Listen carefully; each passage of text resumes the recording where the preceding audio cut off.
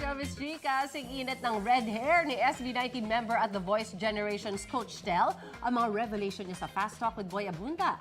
Isa sa mga pag-amin niya, never niya inakala na makakaupo siya sa iconic red chair. To be part of the set, amazing set ng coaches with Julian, of course, si Coach Billy and Coach Chito. Grabe, mga ina-idolize po yan ng parents ko.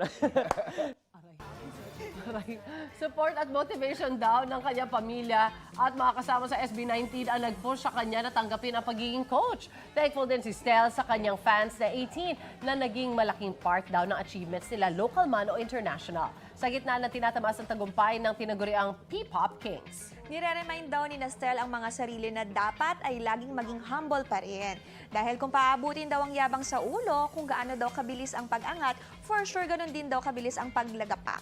At syempre si Tito Boy naman, hindi pinalampas na makihataw sa Gento craze. Pagdating naman sa big-time bookingan, hindi rin nagpaawat si Stel.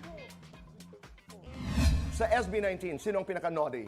I would say ako po. Sino ang pinaka-chick boy? Ako na rin. Forever boyfriend. Sino ang habulin ng girls?